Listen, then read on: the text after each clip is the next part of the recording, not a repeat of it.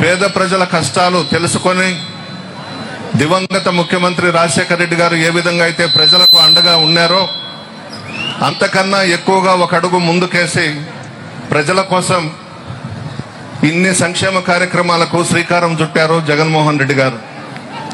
మన నియోజకవర్గంలో 1,28,000కు పైగా బీసీ, ఎస్సీ, ఎస్టీ, మైనారిటీ కుటుంబాల అభివృద్ధికి మన ప్రభుత్వం, మన జగనన్న డైరెక్ట్గా విజయవాడ నుండి మీ అకౌంట్స్లో బటన్ నొక్కిన అమౌంట్ 981 కోట్లు.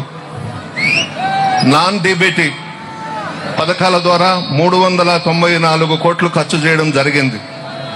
ఇందులో బీసీలకు డైరెక్ట్గా వేసింది 564 కోట్లు, నాన్ డీబీటీ ద్వారా 214 కోట్లు, ఎస్సీల కోసం డైరెక్ట్గా బటన్ నొక్కి వేసింది 256 కోట్లు, నాన్ డీబీటీ 103 కోట్లు, ఎస్టీల కోసం డైరెక్ట్గా బటన్ నొక్కి వేసింది 139 కోట్లు, నాన్ డీబీటీ ద్వారా 68 కోట్లు, మైనారిటీల కోసం ఖర్చు చేసిన మొత్తం డైరెక్ట్గా మీ అకౌంట్స్లో వేసింది 22 కోట్లు, నాన్ డీబీటీ ద్వారా 9 crores.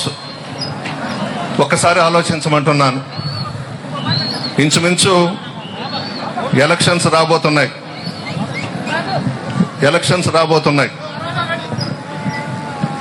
ఈ 4.5 సంవత్సరాలలో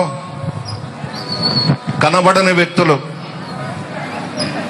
రకరకాల చొక్కాలు వేసుకుని ఎన్నికలు వస్తున్నాయి, మమ్మల్ని ఆశీర్వదించండి, మాకు ఓట్లు వేయండి అని పండగలలో దసరా వేషాలు వేసుకుని వచ్చే విధంగా వస్తున్నారు. మీ మనస్సాక్షికే వదిలేస్తున్నాను. ఒక్కసారి మీ కుటుంబ సభ్యులతో కూర్చొని గుండె మీద చెయ్యి వేసుకుని ఒక్కసారి ఆలోచించండి.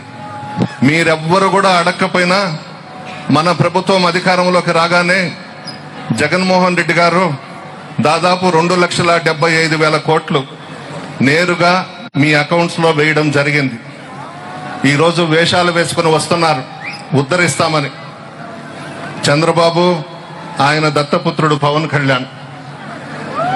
ఆ చంద్రబాబేమో పవన్ కళ్యాణ్కి తాలిబొట్టు కట్టాడు ఆంధ్రప్రదేశ్లో. ఇతను హైదరాబాద్కు పోయి తెలంగాణ బీజేపీ వాళ్ళ దగ్గర శోభనం చేయించుకున్నాడు పవన్ కళ్యాణ్. వీళ్ళు ప్రజలను ఉద్ధరిస్తారంట, రాష్ట్రాన్ని ఉద్ధరిస్తారంట. ఈ రాష్ట్రంలో ప్రజల మనసు తెలిసినటువంటి కుటుంబం రాజశేఖర రెడ్డి గారి కుటుంబం.